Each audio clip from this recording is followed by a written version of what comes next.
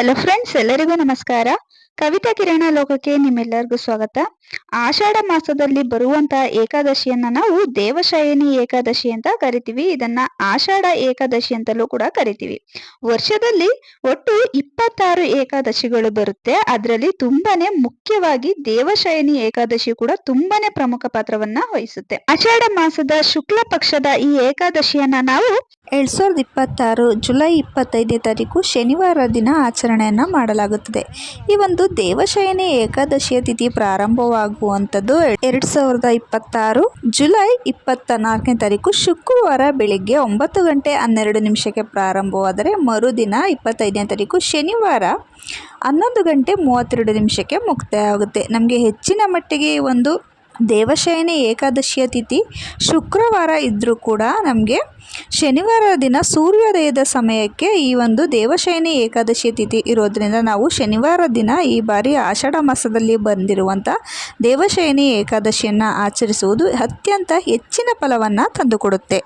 ವರ್ಷದಲ್ಲಿ ಬರುವ 26 ಏಕಾದಶಿಗಳಿಗಿಂತ ಈ ಆಷಾಢ ಮಾಸದಲ್ಲಿ ಬರುವಂತ ದೇವಶಯನ ಏಕಾದಶಿಗೆ ಯಾಕೆ ಇಷ್ಟೊಂದು ಮಹತ್ವ ಮತ್ತು ವಿಶೇಷತೆ ಇದೆ ಅಂತ ನೋಡೋದಾದ್ರೆ, ಪುರಾಣಗಳ ಪ್ರಕಾರ ಭಗವಾನ್ ವಿಷ್ಣುವನ್ನ ಬ್ರಹ್ಮಾಂಡದ ರಕ್ಷಕ ಪೋಷಕ ಅಂತಲೂ ಕೂಡ ಕರೀತಾರೆ. ದೇವಶಯನಿ ಏಕಾದಶಿಯ ದಿನದಿಂದ ಪ್ರಾರಂಭವಾಗಿ 4 ತಿಂಗಳುಗಳ ಕಾಲ ಭಗವಾನ್ ವಿಷ್ಣುವು ಯೋಗ ನಿದ್ರೆಗೆ ಅಂದ್ರೆ ಗಾಢ ನಿದ್ದೆಗೆ ಹೋಗ್ತಾರೆ.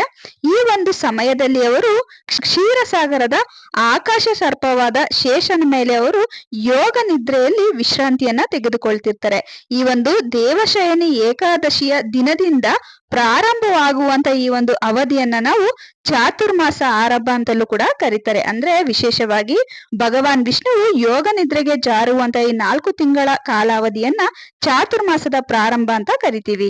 ದೇವಶಯನಿ ಏಕಾದಶಿ ಎಂದು ವಿಶೇಷವಾಗಿ ವಿಷ್ಣುವಿಗೆ ಪೂಜೆಯನ್ನ ಸಲ್ಲಿಸಿ ದಾನ ಧರ್ಮಗಳನ್ನ ಮಾಡಿ ಉಪವಾಸವಿದ್ದು ವ್ರತಾಚರಣೆಯನ್ನ ಮಾಡ್ತಾರೆ. ಹಾಗೇನೆ ಹೆಚ್ಚಿನ ಮಟ್ಟಿಗೆ ಈ ಒಂದು ಮಾಸದಲ್ಲಿ ಧಾರ್ಮಿಕ ಚಟುವಟಿಕೆಗಳನ್ನ ಆಚರಣೆಯನ್ನ ಮಾಡ್ತಾರೆ. ಇದರಿಂದ ಮನೆಯಲ್ಲಿ ಸುಖ ಶಾಂತಿ ನೆಮ್ಮದಿ ಅನ್ನೋದು ನೆಲೆಸುತ್ತೆ ಅನ್ನೋದು ಭಗವಾನ್ ವಿಷ್ಣುವಿನ ಅನುಗ್ರಹದಿಂದ ಸಿಗುತ್ತೆ ಅನ್ನೋದು ಜನರ ನಂಬಿಕೆಯಾಗಿದೆ. ದೇವಶಯನಿ ಏಕಾದಶಿ ಎಂದು ಯಾರೆಲ್ಲ ಕಠಿಣವಾದ ಉಪವಾಸವನ್ನ ಮಾಡಿ ಈ ಒಂದು ಏಕಾದಶಿಯನ್ನ ಆಚರಣೆಯನ್ನ ಮಾಡ್ತಾರೋ ಅವರಿಗೆ ಜೀವನದಲ್ಲಿ ಯಶಸ್ಸು ಸುಖ ಶಾಂತಿ ಅನ್ನೋದು ಜೀವನದಲ್ಲಿ ಸಿಗುತ್ತೆ. ಹಾಗೇನೆ ತಾವು ಏನೇ ಮನುಷ್ಯರು ಮಾಡಿದಂತ ತಿಳಿದೇನೋ ಮಾಡಿದಂತ ತಪ್ಪುಗಳಿಗೆ ಕ್ಷಮೆ ಅನ್ನೋದು ಸಿಗುತ್ತೆ. ಜೊತೆಗೆ ಜೀವನದಲ್ಲಿ ಸುಖ ಶಾಂತಿ ಅಷ್ಟೈಶ್ವರ್ಯ ನೆಮ್ಮದಿಯ ಜೊತೆಗೆ ವಿಷ್ಣುವಿನ ಅನುಗ್ರಹವು ಕೂಡ ದೊರೆಯುತ್ತೆ ಅಂತ ಹೇಳ್ತಾರೆ. ಹಾಗಾಗಿ ಈ ಒಂದು ಮಾಸದಲ್ಲಿ ಯಾರೆಲ್ಲ 26 ಏಕಾದಶಿಗಳು ಬರುತ್ತೆ ವರ್ಷದಲ್ಲಿ, ಆದ್ರೆ 26 ಏಕಾದಶಿಗಳನ್ನ ಯಾರಿಗೆಲ್ಲ ಮಾಡೋದಿಕ್ಕೆ ಆಗಲ್ಲ ಅನ್ನೋರು ಈ ಒಂದು ದೇವಶಯನಿ ಏಕಾದಶಿಯಿಂದ ಪ್ರಾರಂಭವನ್ನ ಮಾಡೋದು ತುಂಬಾನೇ ಒಳ್ಳೇದು. ಯಾಕಂದ್ರೆ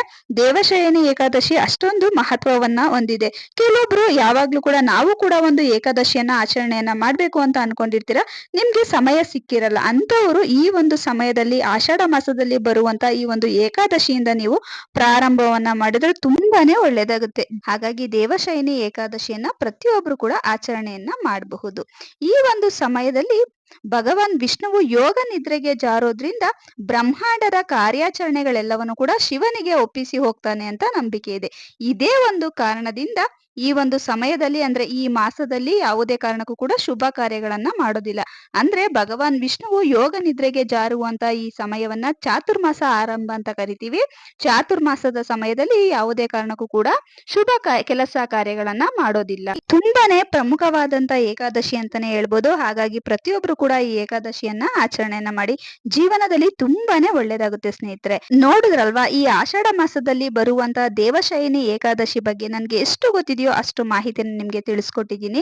ಈ ಮಾಹಿತಿ ನಿಮ್ಗೆಲ್ಲ ಇಷ್ಟ ಆಗಿದ್ರೆ ಯಾರೆಲ್ಲ ನಮ್ಮ ಚಾನಲ್ನ ಫಸ್ಟ್ ಟೈಮ್ ನೋಡ್ತಿದ್ರು ಪ್ಲೀಸ್ ರಿಕ್ವೆಸ್ಟ್ ಮಾಡ್ತಿದ್ದೀನಿ, ನಮ್ಮ ಚಾನಲ್ನ ಸಬ್ಸ್ಕ್ರೈಬ್ ಮಾಡ್ಕೊಂಡು ನೋಡಿ. ಜೊತೆಗೆ ವಿಡಿಯೋ ಇಷ್ಟ ಆದ್ರೆ ಒಂದು ಲೈಕ್ ಕೊಡೋದನ್ನ ಮರಿಬೇಡಿ ಸ್ನೇಹಿತರೆ. ಮುಂದಿನ ವಿಡಿಯೋಗಳಲ್ಲಿ ಹೆಚ್ಚಿನ ಮಾಹಿತಿಯೊಂದಿಗೆ ಸಿಗ್ತೀನಿ. ಅಲ್ಲಿವರೆಗೂ ನಮ್ಮ ಚಾನಲ್ ಇರೋ ಪ್ರತಿಯೊಂದು ಉಪಯುಕ್ತ ಮಾಹಿತಿನ ನೋಡ್ತೀರಿ, ನಮ್ಗೆ ಹೀಗೆ ಸಪೋರ್ಟ್ ಮಾಡ್ತೀರಿ. Thank you.